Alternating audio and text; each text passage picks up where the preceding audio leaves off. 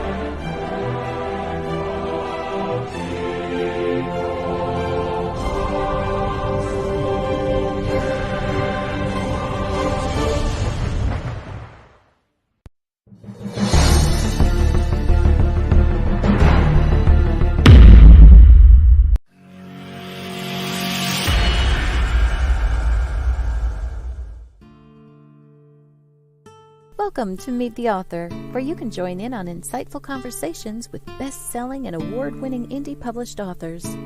Your hosts today are Rob and Joan, who themselves are indie published authors, book publicists, and paranormal investigators with Tampa Bay Spirits, based in Tampa Bay, Florida. Thanks for dropping by. And now, on with the show. Hi, I'm Rob. And I'm Joan. We're so glad that you're here, whether you're watching us live tonight or if you're listening to the audio another day or even watching us live on a video on our YouTube or on our Indie Book Source page. We're really glad to have you in the audience, and we appreciate it. We have a few comments before you. Joe Conjal says, good evening, Rob and Joan. Good evening, Hey, Joe. Paul Hollis says, evening, Joan and Rob. And hi, Paul. Paul. And Joy York said, hi, Rob Hi, and Joan. Joy. Hi, Joy. We're Guys, glad that you're all here. You guys got front row seats. That's great. I know. Yeah, it's kind of crowded in here, but anyway. I see a lot more people there, so yeah. Go ahead and comment. Welcome, everybody. We're really happy to hear your comments and your questions. Okay. I want to remind everybody that we're live every Thursday night. Well, not live, but we have a show every Thursday night at 9 o'clock on WDJYFM.com and also broadcasting on the FM band in Atlanta at 99.1. Tomorrow night's show is going to be Michael Sanchez, his episode, author Michael Sanchez. This coming Saturday, 5:30 p.m., right here where you're watching right now, episode Rewind is the Magnolia Bluff Crime Chronicles 2024 Reveal Part 1. That had C.W. Hawes, Linda Pirtle, and us. Yeah, so if you didn't see it, that's your opportunity to watch it right here, like I said, where you are watching right now. Next week on Meet the Author Live, it'll be a live show again. It'll be thriller, crime, detective, mysteries writer Joseph Lewis will be our guest. And let's see, what else we want to talk. Oh, yeah. The two books that we're highlighting right now, Just Dying to Glamp by April Coker. That is a Magnolia Bluff book number 25. It's available now and is still on sale, I think. Well, it was today, 99 cents. I'm not sure how much longer. It'll be 99 cents for the Kindle version. And then also you can pre-order book number 26 by Joe Conjal. It's at 99 cents special also. Catch a Tiger by the Toe. And that's book 26. That'll be released on July 23rd. So Joe says, what happened to your face, Rob? If you don't want to answer, I respect that. Good old skin cancer has struck again. So squamous cell carcinoma. Yeah. Again. Or it was a bar fight. You should have seen the other guy. Oof. Sad. Anyway, no, it is skin cancer again. So we'll keep on plugging along. They right? did a biopsy. Well, yeah. The surgery will be sometime later. Week or so. Yeah. All right. Anyway. Let's bring on our guest. Let's do that. Okay. And everybody, here's Sara Driscoll. Hi, Sara. Hi, Sara. Hi. How are you guys? We're well. Good. How are you? I'm good, thanks.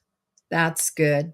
I'm really excited to have Sara on because I really love the idea for her first book, but we'll save that for later when Her she new book, tells you all about it. I said first book. I meant her new book. Right. It is by far not her first book. I want to make sure you know that Not by a long shot. Sarah's going through the remnants of Beryl right now, Hurricane Beryl. She's up in Canada. Up in Canada, so yeah. So if I look gloomy, that's why. It's very dark outside and it's still pouring rain.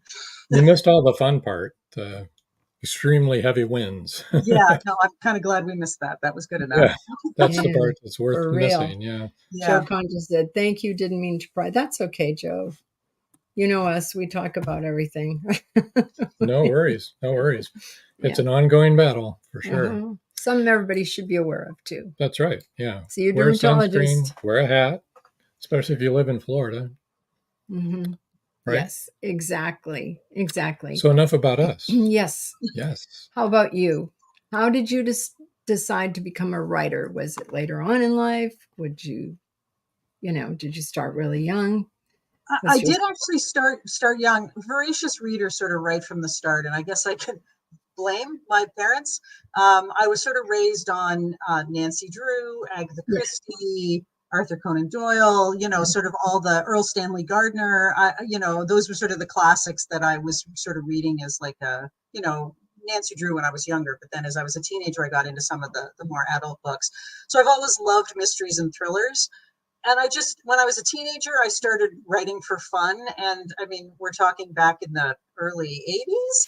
So those days, you typed on a typewriter, and I used to send snail mail chapters to a girlfriend who lived about 5 hours north of here, and she'd be writing and send me, snail mail chapters of what she was writing. I kind of wish I had that material now, because I'm sure it would have been absolutely dreadful, but there's nothing wrong with a learning curve. So it would be kind of entertaining to see it. The funny thing about it is that now we are both published authors. She is a published middle grade author, and I do thrillers now. So, those 5 hours north of you, isn't that the Arctic Circle? It's Sudbury. No, not quite that far. Not quite that far. Okay. It's very, very large. Yeah, for sure. For sure. So I wrote for a while as a teenager, and then I got into high school, and I was busy with school and band and choir, and I was the quintessential music geek. Then I went to university and met my husband, got married, had 2 kids, didn't write for about 25 years. And then when my kids were maybe 10 and 12, the writing bug kind of came back and bit me again, and I started posting some stuff online, just sort of for fun. And that was actually how I met my late writing partner, Ann Vanderland, because we always had the joke that she was a gun-toting Texan and I was a gun control loving Canadian. And I did an extremely dumb thing with a gun in one of the things that I was writing, and she corrected me. And that is how we actually started to sort of talk. And that was how we met originally, was sort of this funny kind of, I made a big boo-boo with a gun. And we wrote 5 novels together that would never see the light of day. Again, learning curve. That we were posting online, and I would always do all the writing, and she would help with the brainstorming and the editing. And that was kind of, writing partnerships all kind of work differently. Some people do alternating chapters. We did it that I did all the drafting, but all the brainstorming, the characters, and the editing was, sort of her kind of job. And then finally, people were sort of saying to us, like, we had regular online readers, and people were sort of saying to us, why don't you actually try doing this for real? And we kind of went, yeah, why don't we? And so that was the very first Abbott and Lowell forensic mystery, Dead Without a Stone to Tell It. Okay, so what books were those now? So there is another series called the Abbott and Lowell Forensic Mysteries, and that's written with J. Danna and Ann Vanderland. 5 books in that series, and that was how we started. And that was with 5 Star Publishing, smallish publishing house. But then we moved to Kensington and with the FBI Canine series. And that's when they wanted it to be under one name. So we became Sara Driscoll. Oh, I see. So that's how that happened. Yes. Yeah. Excellent. In case you didn't guess, Sara Driscoll is her pen name. Yes. Well, I like that your whole theme here for your series, this FBI Canine series, is dogs, because Yeah. they're awesome. Yeah, they I are think awesome. I think a lot of people don't even know that the FBI has a canine team, and Yes, they have it's several canine teams, and the one that I'm using, which is the Human Scent Evidence Team, is a part of the larger forensic canine unit, which also has the victim recovery dogs, which are the decomp dogs. They also have explosion dogs or explosive detection dogs and that kind of thing. But this actual unit does exist within the FBI. It's a real unit inside the FBI, the Human Scent Evidence Team, and they are used for like tracking and trailing. They are live find dogs. yeah, that's amazing. And one of your books dealt with them going in, right? Under, let me see, I think it was number 8. That others is may live. that others may live. Is that the There you one go. from Florida? Yeah. Yes, so that others may live. This was the first book that I wrote without Anne, but to give Mm, credit where credit is due, she proposed the title. And she actually proposed that title for the preceding book, Still Waters. And we sort of talked about it, and I said, I love Still Waters. It's actually them learning water training as if they were decomp dogs. But I just felt that the title That Others May Live needed a bigger story, a story that was sort of, it not only put victims at risk, but it put the teams themselves at risk. Because with a title like that, and that is search and rescue and the Coast Guard sort of motto, that others may live, so that others may live. And in this, we unfortunately sort of sat back and watched with horror as Champlain Tower South collapsed in Surfside in June of 2021. And because search and rescue is sort of what we do, we really paid attention to the dogs, especially in the opening couple of days when they were looking for survivors and the dogs were the very first on the pile.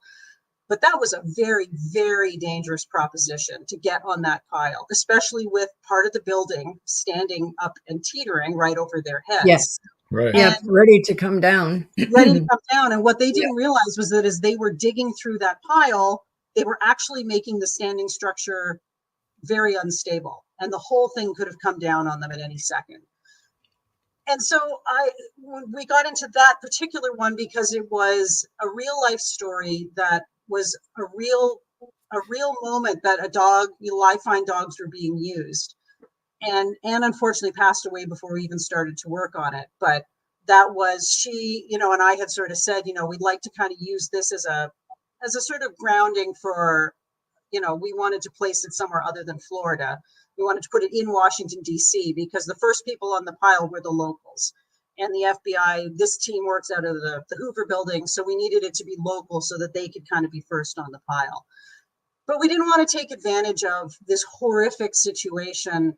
At the same time, we wanted to use it as a way to sort of highlight what the first responders went through. Everybody talks about the victims and the victims' families, and those certainly are, top of the list of who you want to sort of pay attention to in a moment like this. But there's a lot less attention spent on the hell that the rescuers went through and the risks that they took. So it And was the hours that they put in. Yeah, Yeah. they get exhausted, and then what they have to see and deal with is Yeah. heart-wrenching, and Yeah. they're humans. Yes. Yeah, and it affects the humans. It also affects the dogs. It's the dogs. Yeah, because dogs, if they don't find anybody live, they will actually become depressed. During the 9/11 searches at Ground Zero, they would hide firefighters in the rubble so that the dogs could find somebody live. And feel good. Depressed because they were hard on the humans, though, because they know that they're not finding anybody live. So Joe Conjal says, "Hi, Sarah. Do you write any parts of the story from the dog point of view? And if so, how do you handle that?" I have to admit, I don't. I know there are several authors that do, but I just sort of felt that I couldn't kind of get inside the head of a dog. But really what's happening is the core of the FBI canines is the bond between Meg, who is the handler, and Hawk, who is her search and rescue black lab. And basically everything that Hawk is thinking and feeling has to be expressed through Meg. And she's just so connected to this dog that you get the dog sort of point of view through the human connection. So each one of these books is about Meg and Hawk. Yes, they are the They are the main two. And then there's Brian and Lacey, who is sort of her handler, and his dog partner. That's a German Shepherd. There's also Lauren, who has Rocco, who's a border collie, and Scott, who has Theo, who is a bloodhound. So those are the 4 dogs of the team. Okay, so there's 8 books now, but you have another Yes. one coming out shortly, right? Yes, the 9th book is coming out in November. And that's Summit's Edge? Summit's Edge, yes. Can we show people the new? Absolutely, yeah. All right, here we go. I think they did a great job on this cover. So the be-all and end-all behind Summit's Edge is that while Meg and Brian are in Washington, D.C., a plane is hijacked in Colorado and goes down in the mountains in Colorado. But there are suspicions that the hijacker might still be alive. So the FBI sends their own dog teams out, because if they do find survivors and there is going to be tracking of the person who hijacked the plane, they would like their own people on board, because hijacking is a federal crime. So they send Meg and Brian and their dogs out to Colorado, and it's their journey up the mountain to find survivors. That's not a spoiler. That some people do survive. So does the hijacker, and so then there's a big chase through the mountains after the hijacker, which is also a very treacherous thing to do. And when will that be available? November 26th. November 26th. Okay. Joy York says, "Love the cover." Yeah, they're all really good. Joe Conjo said, "Love the cover." They're very dog forward, which I really like. Yes. Yeah, we can just go through each one, starting with 1, Lone Wolf. Before It's Too Late, Storm Rising, No Man's Land, Leave No Trace, Under Pressure, Still Waters, That Others May Live, and Summit's Edge. Mm-hmm. That's a lot of books. Yeah, for sure. About that team. Yeah. Good for you. That's amazing. So you started out, you've got one coming out soon. That's kind of the name of this show, the title of this show today. Echoes of Memory. Yes. Right there. You can show them the book. Yeah, well, we have the book right here too. Sarah was kind enough to send us a book. Yes. Thank you very much. Yes, we appreciate it. Tell us a little bit about that. So the concept behind Echoes of Memory is the main character is named Quinn Fleming, and she's a florist in San Diego. 3 months before the story starts, Quinn is out for an evening with the girls, and she leaves to catch her bus to go home. And on her way to the bus stop, she is mugged, essentially, and left unconscious. All of her, valuables are stolen. And luckily she's found by a bartender walking home at 2:00 in the morning. So she gets to the hospital, but the head injury is so severe that she ends up with post-traumatic amnesia. And as the story opens, she is actually recovering. Recovery from a traumatic brain injury is a slow and ongoing process. Most of it is complete in the first 6 months, but by no means is that sort of the end of the healing. She's at about month 3, and where immediately following the assault, she could only remember about 10 minutes. Now she can remember things for about an hour. So she can remember everything up to the point of the attack, but afterwards she can only remember things for an hour at this point. And so she's kind of barely hanging on in her life. She can remember how to do her job because she knows the skills that she had beforehand. But imagine what your life would be like if you could only remember what had happened in the last 60 minutes. So by lunchtime, she doesn't know what she's had for breakfast. By dinner time, she doesn't know what's happened up to an hour before. And so she compensates by carrying a notebook in her back pocket where she writes down everything that happens in her day. Wow. Part of the notebook is for things that happen on a regular basis. Part of the notebook is for things that happen as her day goes on. She has a ribbon in the notebook that says good and necessary things only. She's left herself a note that reminding herself of all the bad things that happen will only make her feel bad. So this is how she's sort of clawing her way through life. At one point she says, the only way out is through. Like she knows she basically just has to sort of battle her way through this, and in hopes that she will get better as time goes on. But she's hiding her challenges from everybody around her. Her boss doesn't realize that she's having this kind of trouble. She's working late shifts, staying hours late after the flower shop is closed so that she can get everything done so that her boss doesn't realize what's going on. So one night when she is at the flower shop late, she goes out the back door into the alley to take out the trash. And while that happens, she witnesses a murder. She thinks she's going to be discovered and is terrified she's going to be discovered, but she's sort of hanging into the back shadows of the alley. But the person who kills this man breaks his neck and then throws his body in a van and then leaves. So there's no crime scene, there's no body, but she's just witnessed someone be killed. So she gets back into the flower shop, locks the door, spends 15 minutes making notes about everything she's seen because she knows she's not going to be able to remember it. And then she calls the police. And by the time the police get there, she can't remember what's happened and they don't believe her. And the guilt is so crushing that she then takes it on herself to try to find out who this man was and why he died, because it's her fault that he won't see justice. Wow. We have to take our first break, and you It's a promised really that you're gonna read a little bit. I'm going to read part of what happens right after the murder. So Okay, and right after the commercial. We're not going to really murder anybody in the commercial. Right up to the murder. Actually, I was thinking that post-traumatic stress thing is a lot like being my age, because I can't remember what I had there might for be lunch. some good strategies in the book for you. I was just thinking I should start videotaping There you everything go. and play it back. There you go. But then it wasn't funny anymore because, that was horrific. Okay, so we're going to take our first break. Don't go away, folks. We got a lot more to talk about. It's 1919, and Eric Laska returns from the war in Europe. Two new enemies await him in the small coal mining town he calls home. One is a threat to his relationship with Rebecca, the love of his life. The other, a bloodthirsty beast, is stalking the mining town residents. The townspeople suspect Eric of one of the killings. An old man and Rebecca's 11-year-old sister have seen the beast, but only Eric believes their story. To protect the town and clear his name, he's forced to prove the werewolf exists. Available on Amazon. The Horror Within by Marjorie Swift Doring. The clock is ticking. Can Gracie uncover the truth? Philip Pliant is the wealthy opportunist plastics dealer and CEO of Pliant Industries.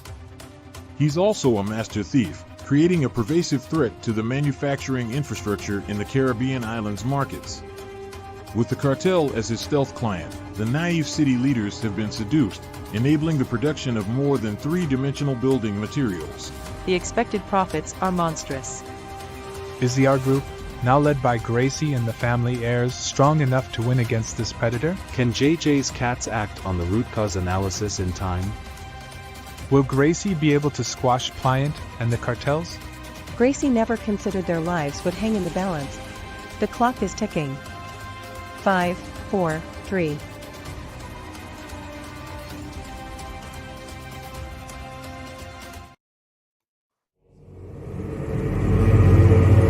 Many secrets are hidden within the darkness of the jungle. Now comes part 4 in the Jaguar series by retired Hollywood scriptwriter George Dismukes. In this saga, Brandon, Andrea, and Naja, the Black Jaguar, go deep into the Mato Grosso jungle on a mission to rescue 2 kidnapped children. During their journey, they encounter many dangers, including Yanomami Indians, bent on revenge for the murder of one of their warriors. Return of the Jaguar is book 4 in the Jaguar series, starting with 2 faces of the Jaguar, the Lost City, and the Jaguar's Quest. All 4 are available on Amazon, Barnes & Noble, and other bookseller websites worldwide. Return of the Jaguar is a must-read.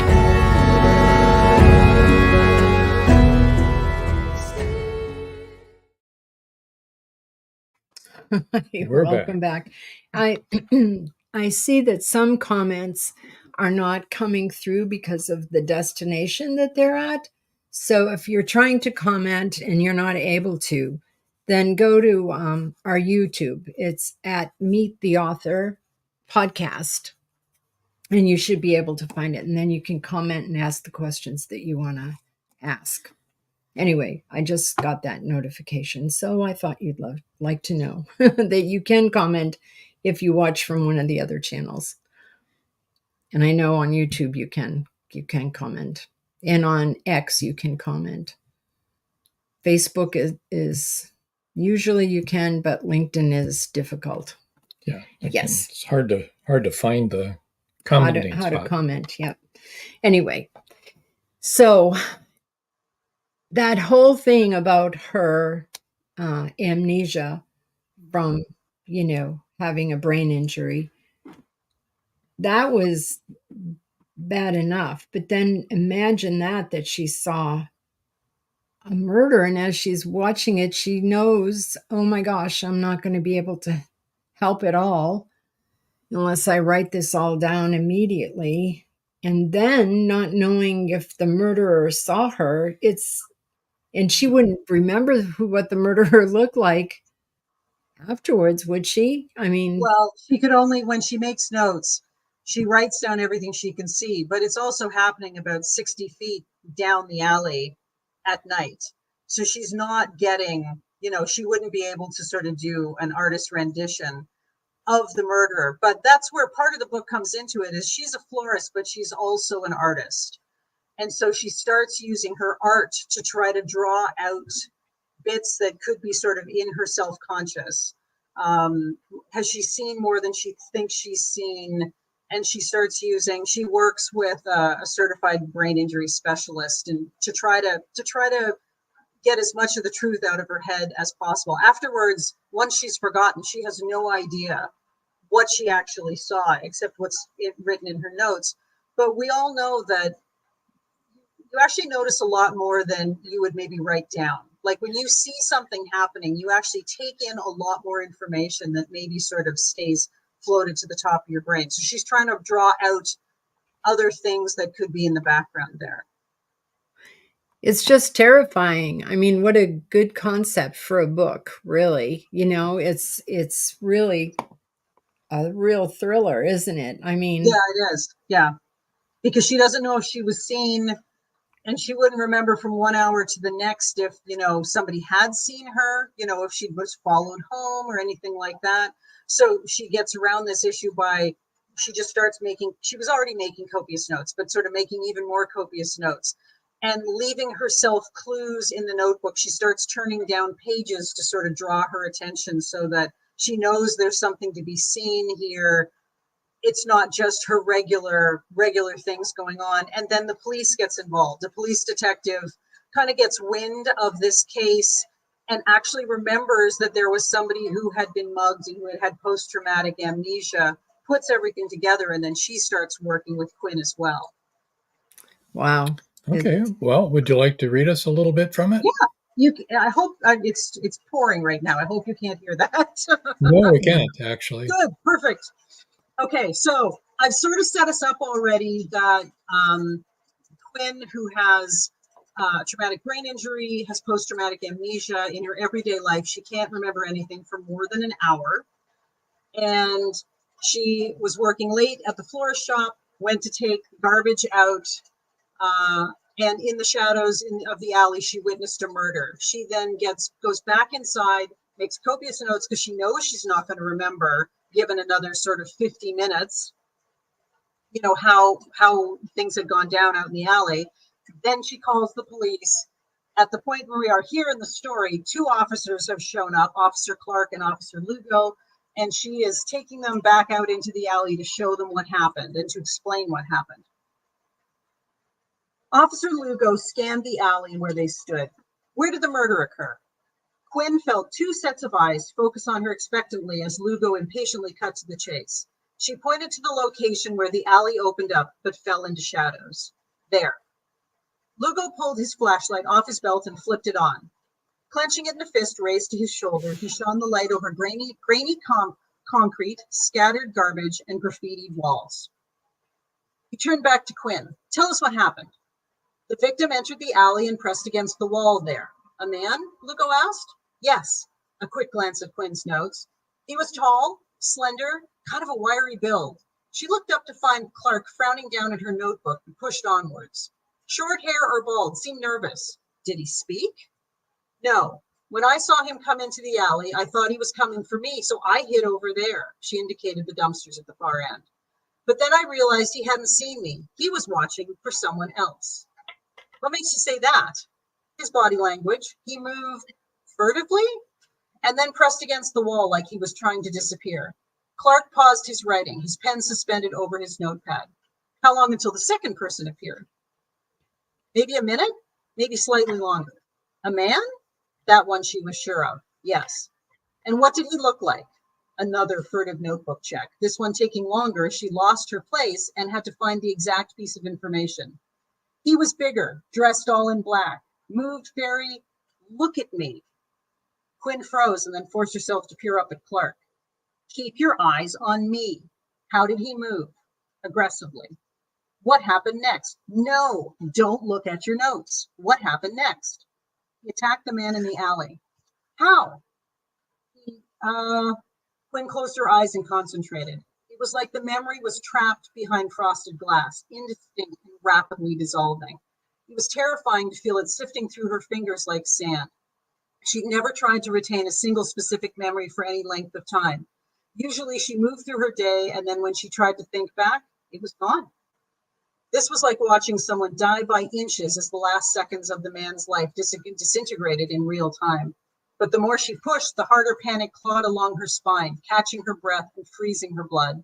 The more the memory slipped out of reach. There was no choice but to tell them. Look, after I witnessed the murder, I went inside and wrote everything down. Sometimes my memory isn't good, especially when I'm under stress, so I wanted to make sure I captured everything. The incident just happened. I want you to tell me what you saw, not what you have in your little script. It's not a script that you possibly wrote a couple hours ago or that someone wrote for you. That is not it at all.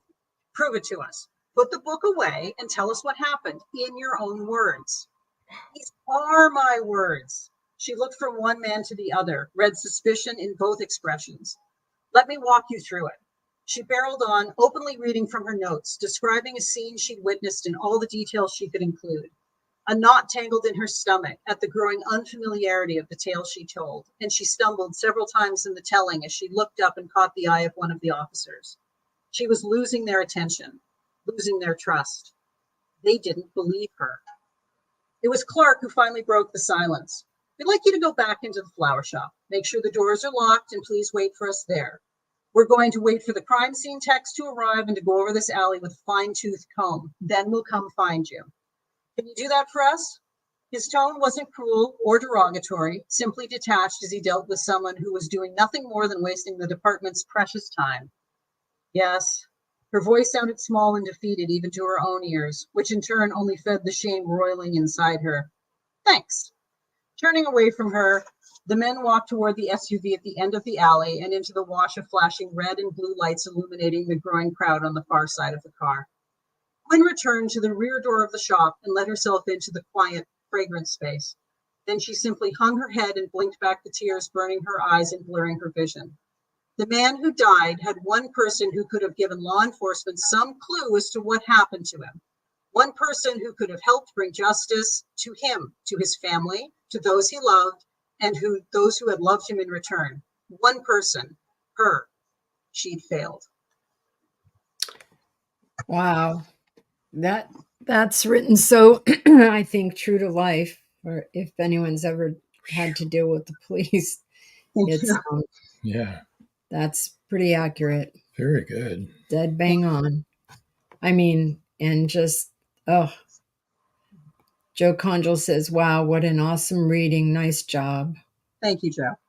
Yeah, it was a really good reading. And that's just, that's so terrifying on so many levels. Number one, that she can't help and she really wants to help.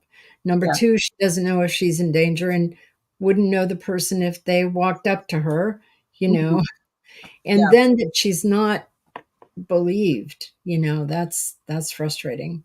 Yeah, well, she's crushed, really crushed because they don't believe her. And so she knows that basically your hands are tied. Joy York says, sounds very intriguing. Thank you, Joy. It does. I know if you've ever been pulled over by officer in the United States because of speeding or whatever, they don't let you talk. Yeah. They talk over to you. They don't listen to you. And so here she's trying to explain, and they're not listening. They're Yeah. talking over her. Yeah. And that's Well, for them, it just seems intimidating. frank. There's no crime scene. There's no body. She won't answer their questions without referring to this little notebook. So they don't think she's telling the truth at all. They honestly think she's wasting their time. But they don't let her explain why she's doing it either. No. So she's very surprised the next day when a detective walks in and starts questioning her about it. And she excuses herself and goes into the back room and pulls out a notebook and is like sort of frantically flipping through pages to refresh her memory. And then the detective walks into the room and says, "You don't remember, do you?" And so that's how it sort of starts at that point. And the detective takes her seriously and says, "Call me anytime you remember something," and flashbacks start. And then she starts using her art to try to draw out more of the story. So it's she's trying to be the detective herself because she really wants this gentleman to have justice. Yes. He died right in front of her, and she can't help them even find out who he is. So I have a question for you. In your studying, you did a lot of research on this particular thing, trauma. Yeah. Do people ever get over it, or do their memories get longer and longer, or are they stuck living that way? The thing about traumatic brain injury is it's such an incredibly sort of intimate injury, and everybody is so unique. Individual. And some people, it's very individual. And so it depends on how bad the injury was, where the injury was, like what area of the brain is affected. It's just, a lot of people never fully recover. They might get much better. And that's her hope, is that she will sort of get back to a normal life, that this will not be sort of her new normal, that she only remembers her life in terms of snatches. And the certified brain specialist, and all of this is like sort of real information. I used to, my day job before I retired last year was as an infectious diseases lab manager. So sort of the medicine aspect or the science aspect of it is kind of my wheelhouse. And because I worked at the university, I have access to their beautiful libraries. So I could get a lot of information, and it's, real information of how these things kind of work. And everybody's very different. But it is true that if you have amnesia, you can actually use repetition to sort of teach yourself things. And that's what Quinn uses. She uses the notebook, and she takes a bus to and from work every day. And she spends the half-hour bus ride reviewing her notes. And so in the end, a memory starts to get built of what her notes say happened. So she ends up with a memory of the event, but it's not the memory of being there, but it's a memory of the details. And so there are lots of compensations that people who are suffering from traumatic brain injury can use to make their lives easier. Using a notebook, using repetition. There are lots of people. In one of the early chapters, she walks into her apartment that she lets no one else see because she's too embarrassed to let anyone else see it. And every cupboard and every drawer has a sticky note on it that says what's inside it. She knows what's there because she lived in the apartment before she was injured, but she's so terrified that she's going to lose the memory that she has that she's trying to buffer herself against that. There's a couple of scenes in group therapy where she goes to group therapy that is run by the certified brain specialist, Will Dawsey. And that's a very real thing that a lot of TBI sufferers do. And they get a lot of support from the community. The TBI community is amazing, and they're very helpful. So the answer to your question in a sort of long roundabout way, it really is an individual thing. Right. Yeah. So getting over it is sort of like any other brain injury where, you can no longer walk or, use your limbs, and they do patterning where they literally move you to cause the synapses to reconnect to. Yeah. So it's kind of like that, except on, purely a mental level. Yeah. I mean, it's very complicated. I mean, people who have had surgery because of cancer, or people who have had stroke. All of these people, I mean, you don't have to be hit in the head playing football. There are many, many ways that you can, sustain a traumatic brain injury. Right. So Echoes of Memory is available for pre-order right now. Yes, it is. And it'll be released for you to be able to read it on July 23rd. Yes. Yep. Just 2 weeks from now. This is an advanced reader's copy, folks. That's the only reason we have it. Same one. We're lucky. Yep. Yes. And we appreciate it very much. For next set of commercials. All right. Yeah. We need to have a word from our sponsors, and then we'll be back and we'll let you know how to get in touch with Sara in case you want to ask her some questions or see what she's up to and that sort of thing. All right. So don't go away. We've got a lot more to talk about. An unforgettable mystery thriller that will transport you back to 17th century England. Introducing Dream of Courage, facing fear head on, your passport to 17th century mystery, mayhem, and murder. Follow Robert and John Rushworth through Leeds' bustling Briggate district, where danger lurks in the shadows, embodied by the thief-taker Jacob Wilding. You will laugh, you will cry, and be in awe of the twists and turns. Its meticulous attention to character development, emotional nuance, and the unfolding of the story's layers promise a compelling and emotionally charged journey. The U.S. National Times said, "Modern writers usually don't know what it was like to live in the past, but Rushworth Brown does this with great skill." Uncover the secrets of Smythe, the enigmatic tavern keeper who sends Robert to the Haven, to the pirate Captain Girlington. Will he outweed danger in the nick of time?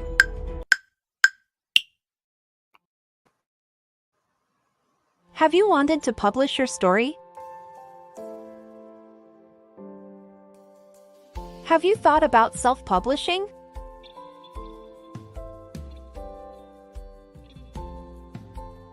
Today is your day.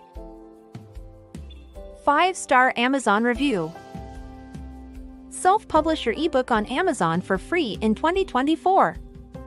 This ebook is available on Amazon. By Becca L. Jones.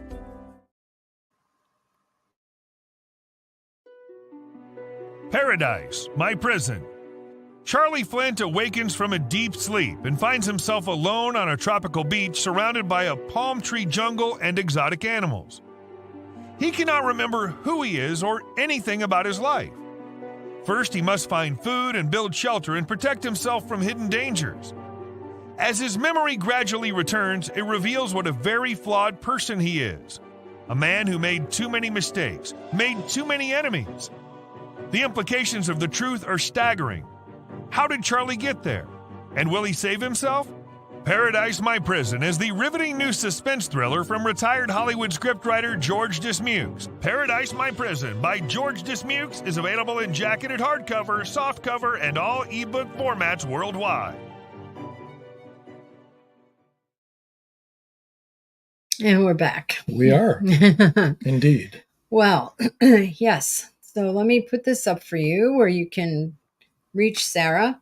It's at jenjdanna.com. So that's JENJDANNA for those of you that are listening and are not watching the video. That's how you can reach her. And you tell everyone there on that website how to go to all your social media and all the different ways to get in touch with you, right? Yeah, if you go to the website, up on the top right-hand corner, there's a line of all the different social media. So my Facebook and Goodreads and Threads and Instagram, they're all there. And do you do a blog? I do a blog.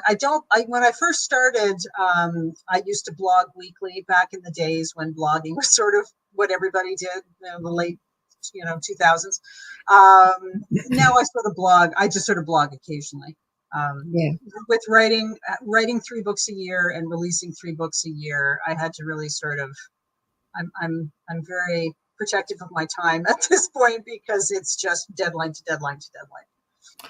Well, maybe we should talk a little bit about, if you want to, about your NYPD books, Yep. So, Negotiators. so the NYPD Negotiators books actually came out of a character that was in Lone Wolf, the very first FBI Canine book. There's one scene where he's on the page for about, I'd say, 3 pages, and there's a hostage standoff, and sort of everything is going to hell around this poor FBI hostage negotiator. But he kind of stuck with me because most police work is reactional. Something happens, and they're going after a crime that has already happened. But hostage negotiation is one of the few things where the police can be proactive. They can keep a crime from happening, or at least from getting any worse. And so this character sort of stuck with me for a while. And then when I was sort of looking for new ideas for a new series, I sort of thought, this would be kind of neat to go back to. Someone who has to deal with, a bunch of different hostage negotiation scenarios. And so Gemma Capello was born, and her background's kind of fun because it's my family background. My family background is Sicilian, and so she, has this same background, comes from the same small town in Sicily that my family comes from, thus the name Danna. And so she is sort of surrounded by a father and 4 other brothers. And the thing about Gemma is that she and her mother, when she was 10, were standing in a line at the bank when somebody walked in and tried to rob the bank.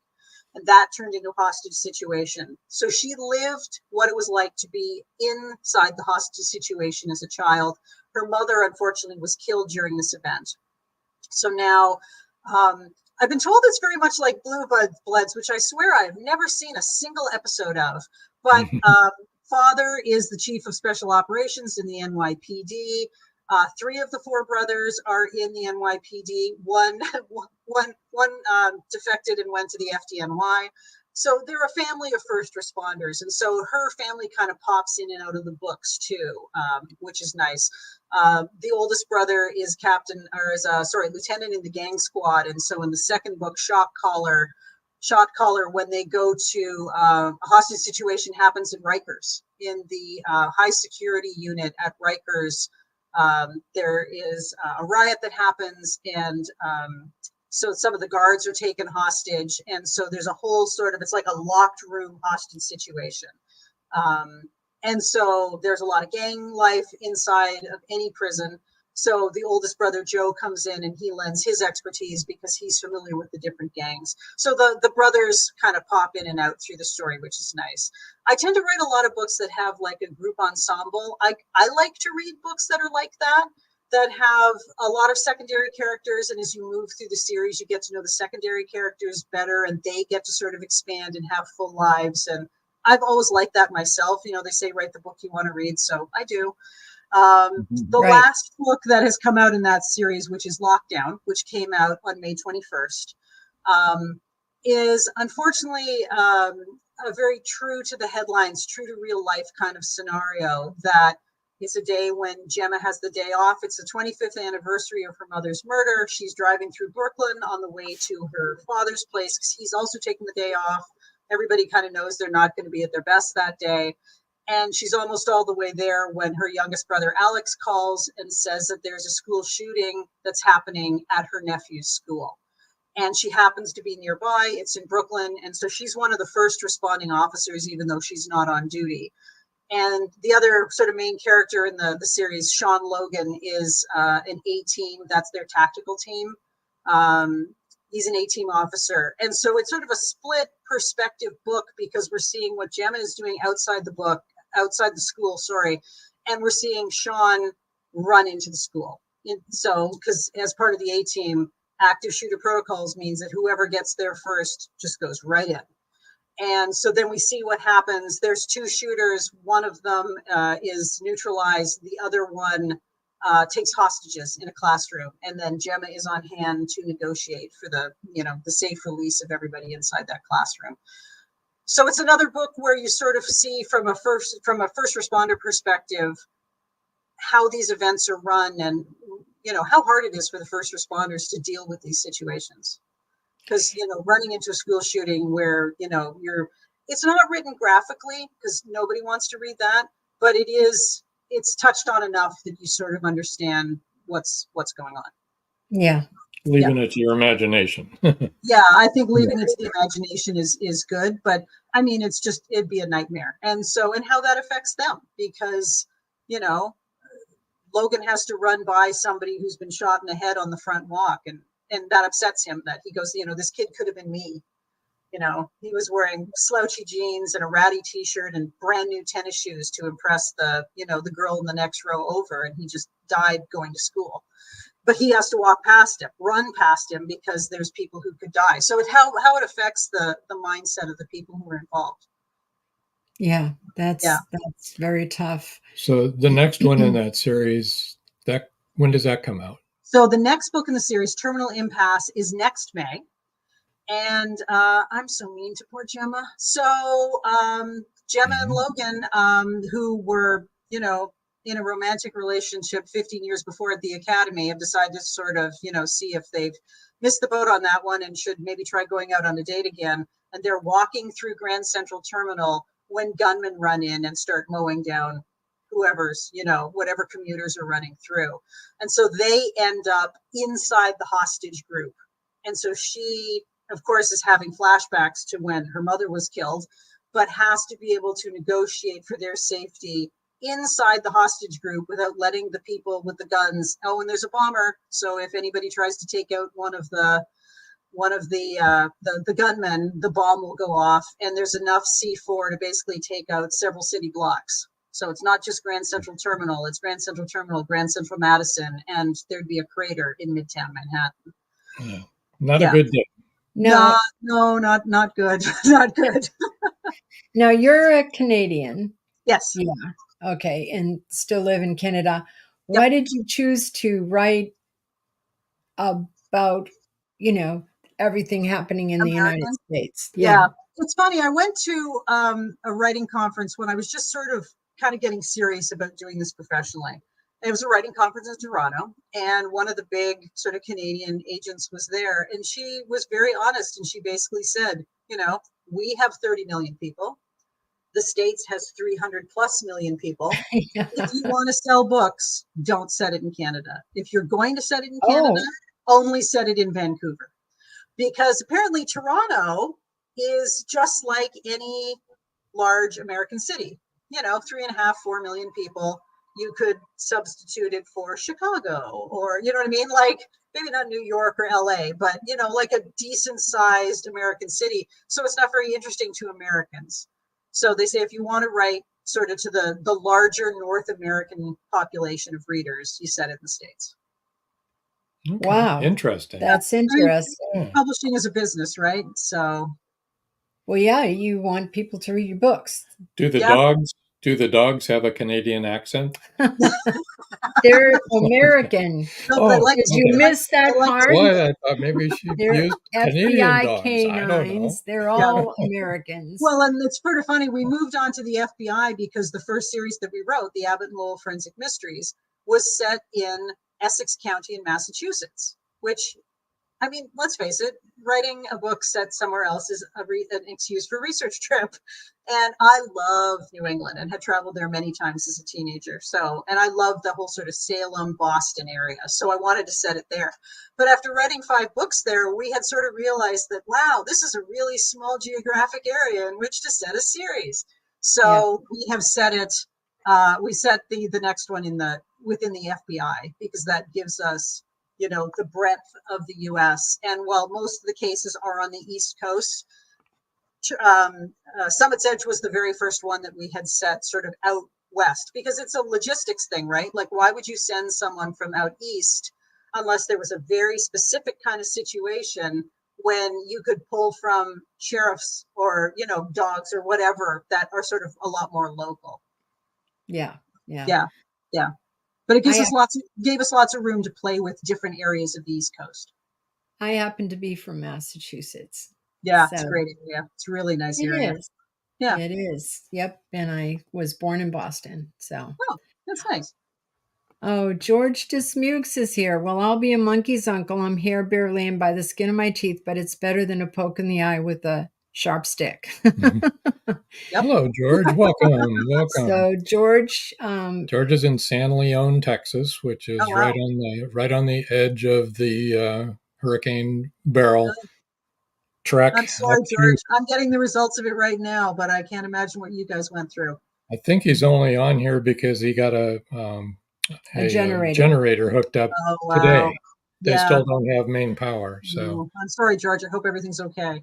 Yeah. Well, he just got out of surgery like the day before this hit. He had his hip replaced and they had to reattach a muscle. It was a whole big deal. No. And then this hit. And he lives in a stilt house because he's on the water. So, yeah, it was very sketchy and nerve-wracking for his friends. We were worried about him. Black cat number 2. You go. Like I said, this is a pet-friendly podcast. Oh, no.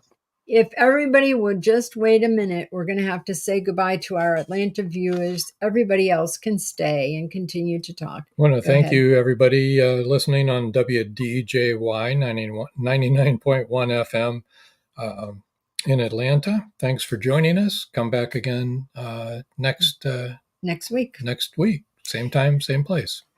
Okay. All right. On with the show. It's just that if we don't do that, then the radio station just cuts this off at very weird places and people are left thinking, what happened? George says, thank you. I'll never be afraid of hell again. I don't think you're going to hell anyway, George, but I don't think you have to be afraid of that. Yeah, it was not a good situation. It was scary. Yeah, and being all the way here in Florida and them all the way there in Texas and not being able to help was uncomfortable, to say the least. So now Sarah's all the way in Toronto, Canada, George, and she's getting Beryl now. The remnants. The remnants. The leftovers. I'm glad you can't hear it because it is pouring out there. Wow. I did have a question. Can you tell us a little bit about your book cover? It's very interesting. I know. I really love this book cover. So Kensington does a great job with the covers. And I know, like, the FBI Canine covers, I think, are always really striking. They're very dog forward. They're, kind of eye-catching. And now with the covers that you showed, the first 7 books actually have just gotten brand new covers that others may live. And Summit's Edge have the covers that are for the hardcover, but the other ones are for the brand new trade paperback formats of those books. But this one, I mean, it was going to be tricky. They sort of said to me, kind of, what do you want to sort of focus on? And so I threw them some ideas and they came up with something totally different. And I'm really thrilled with it. So for me, it's really evocative because, for starters, if you look at the cover really closely, it's made up of paint splotches. So it really brings into focus Quinn's artistic talents. She not only sketches, but she does do oil paints. And so they kind of brought in this sort of like kind of background skill of Quinn's. But I like the way that it just sort of dissolves the way her memories are dissolving. And I think it's very, very striking. Yeah, it is. Mm-hmm. And like we said, it's a really interesting concept. And so that's really awesome too, that it does that. Joe Conjal says, how much of the marketing are you responsible for versus your publisher? Well, I mean, the truth of the matter is that it's not like it was in the 80s when the publishers sort of did everything. You hear even, top line authors sort of saying that it's just not the same as it used to be with book tours and all that kind of thing. It's a real partnership with Kensington. Kensington's like a good mid-sized publisher, and I really kind of like that. You don't feel like you're just a cog in the machine. You have real relationships with people. And so, I mean, I do a lot of the marketing because I have a Facebook page, which you'll find, it's Jen J. Danna on Facebook, but you'll see that on my website too, the link to it. So I do a lot of talking to my readers through Facebook or through Threads, but Facebook is sort of my real one, through Instagram as well. But the publisher is really good. They helped set up, appearances like this, and they send out all the arcs and talk to bookstagrammers and that kind of thing. So it's a real partnership. I really like working with them. Well, that's good. Mm-hmm. But marketing still is a huge part of every author's Yes. life. Yeah. And you want to get your name out there, and if you can get out to actual bookstores and do events and that kind of thing, it's really great. I'll be appearing at BoucherCon again this year. I really like BoucherCon. It's sort of like the national, it's for North America, really, because there have been several BoucherCons. 2017, it was in Toronto, and then in 2026, it's going to be in Calgary with Louise Penny, which I'm thrilled about because I love Louise Penny. But so, when you go to BoucherCon, you can, it's really great because you can talk to readers and make yourself really available and hand out swag and I'll do signings and that kind of stuff. So it's really nice to be face to face, especially after the pandemic. It's really nice to be face to face with readers again. Well, I think that all of us want people to read our books. I mean, it's much more that you want people to read the book than you want to make money. I mean, making money is nice. Everybody likes to make money, but the truth is, You want people to you really enjoy want your people story. to enjoy the And story and understand it and get the emotion that you're trying to express. It's and it's a lot more work than I think any of us bargained for to get our name out there and Well, and our it's hard, brand. it can be hard to be heard sometimes because indie publishing has been fantastic because there's, you don't have to go through the gates with the gatekeeper and do all of that kind of stuff. And it's wonderful that everybody can get the work that, sort of is within them out to their readers.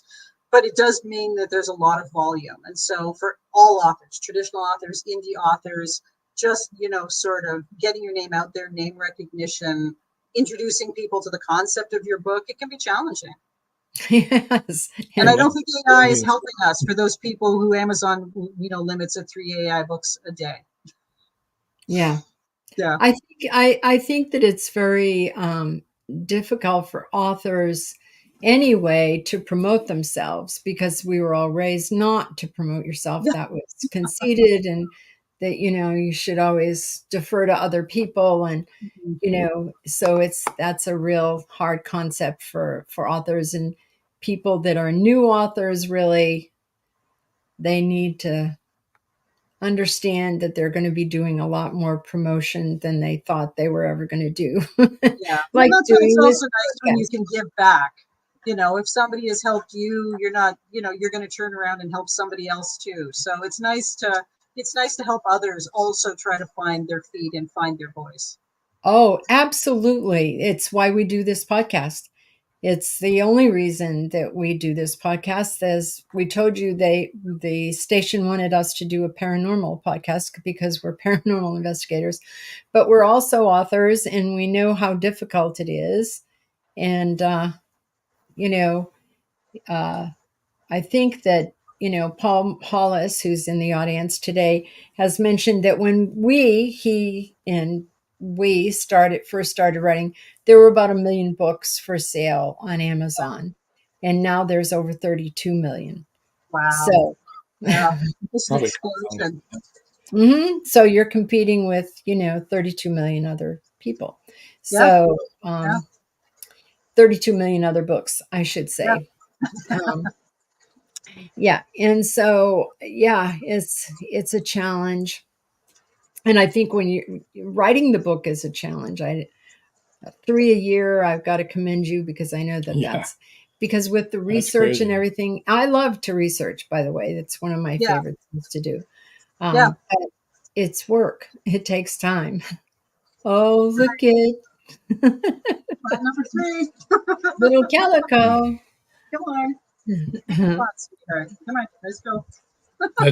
That's your editor. A Calico and two blacks. Yes, we have 2 tabbies, a Calico, and 2 blacks. Yeah. It's never dull around here. Cats are the best. They really are. So are dogs. But yeah, they are. I like animals. We were talking with Sara before the show started. She came on like 15 minutes early, which all of the authors do. And we heard an elephant trumpeting. which I like a lot of animals, but I don't really want to see an elephant marching down my street. It's a little strange. It was very strange. I don't know what that was all about, but I think we'll eventually find out. We'll be careful when we go outside where we're walking. Yeah, where we're walking for sure. Well, so when is you finished all your books, right? That are going to be out. Are you finished with the one that's coming out in May? The one that's coming out next May just got handed in. And so right now I'm working on the next standalone thriller, which is called Shadow Play. And that comes out August of next year, August of 2025. So you're into the first book of the 3 books for coming up. So this is another standalone thriller. That's good. Yeah, like this. Like Echoes of Memory. Yeah, not starring those particular characters, but a totally different one. This one takes place in Chicago, where Echoes takes place in San Diego. Cool. Okay, cool. Yeah. You were going to say something? No. Oh, I don't think so. I don't know. Echoes of Memory. I can't remember if I was going to say anything, but. Well, anyway. Thank you so much. If anyone has any more questions or comments, now is the time to do it, because I think we're going to have to close out pretty soon here. Yeah. So, want to see, we do have one comment. Paul Hollis said, another wonderful show. Thanks. Thank you, Paul. Thank you, Paul. Joe Conjal said, great show tonight. Thank you, Sarah. And of course, Thanks, Robin Joe. Joan. Thanks, Joe. Thanks, Joe. Yes. Really glad thank you, Robin Joan, for having me. This was really fun. You're more than welcome. Oh, you're welcome. It was really good to have you on. Joy York says, great show. Thanks, Joy. Thanks, Joy. It was a lot of fun. We love having authors on. We love everything that you had to say. I love the reading from Echoes of Memory. That was really good. Thank you, Sarah. Joy says. Yes. Joy is also an author. Okay. All righty. Well, thank you so much. We're going to move you over to the side now. Here we go. And stay right there until we come back to you. Let's see. I want to remind everybody, especially if you're watching on YouTube, make sure you hit that subscribe button for us. We need all the followers we can get. I mean, considering that, we have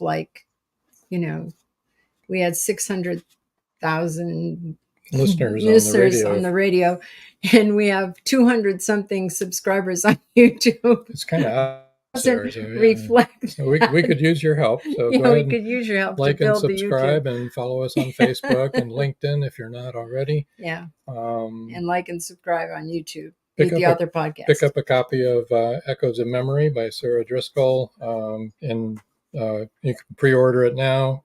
Pick it up after July 23rd.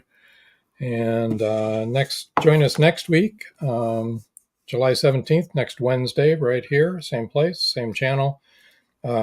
Thriller, crime, detective, mystery writer Joseph Lewis is going to be with us. He's got quite a few interesting books as well. So I think that's about it. Do you have anything else? Nope. I've said plenty. Okay. Well, until next time. That's all, folks. Good night. See y'all. Good night. Live every Wednesday, your Voice of Indie hosts Beam Weeks and Stephen G's welcome authors, musicians, publishing industry pros, artists, and assorted creative guests for an exciting interactive hour. Call in during the show or post questions and comments on Twitter for responses in real time. Meet your favorite indie creators, learn inside tips, network, and promote your work. The link for each week's show is pinned on Twitter atop @VoiceOfIndie. And you can receive the link every Wednesday morning in your inbox by subscribing to our newsletter at freshinkgroup.com. Check out Voice of Indie every Wednesday on Blog Talk Radio and catch hundreds of episodes archived everywhere from our websites to our YouTube channel and Spotify. Thank you for joining us here on Meet the Author. Make sure you stay up to date with our show by clicking like, follow, and share. And you can find us on Spotify, iTunes, and more. See you next time on WLFE-DB.com.